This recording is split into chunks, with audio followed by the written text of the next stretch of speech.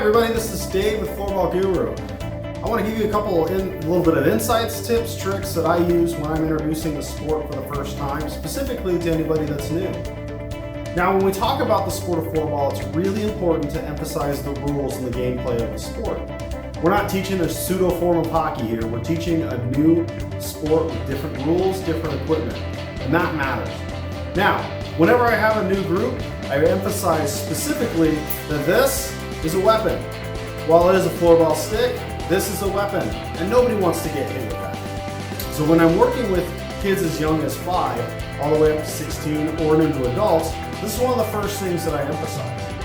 A lot of times I get them lined up, and we reiterate a couple different things.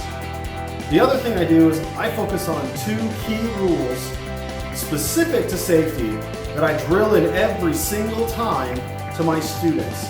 And I'll tell you what, it works. And when you take the time to emphasize these 2 key rules, you'll find in the long term that you will see less and less to very little, if any, incidents where the stick will come up. Now, I break it down like this. My first rule is players must always be safe, not only with themselves, but with their stick. Given that this is a weapon, at no point should players be coming in swinging the stick back and forth to get the ball. That becomes really important because as the players develop and you add in more and more skills and development, now we're starting to get them to see the bigger picture of, if I come in swinging, I'm going to catch a foul. Now not only could I hurt somebody, but I'm going to get a foul could lead to goals, or we've got penalties and kind of all these other things.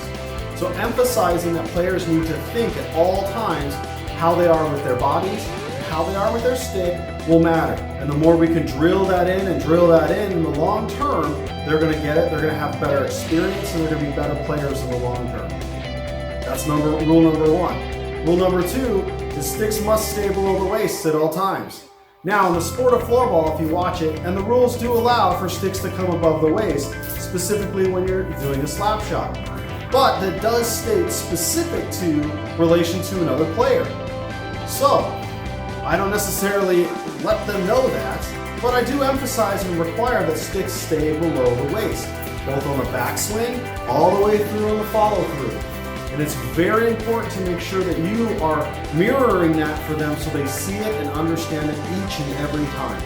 Now, I will spend anywhere from 2 to 5 minutes, depending on the week, depending on the group and the kids and things like that, re-emphasizing this every single week. When I teach and wherever I go, these are the first 2 things that I hammer into.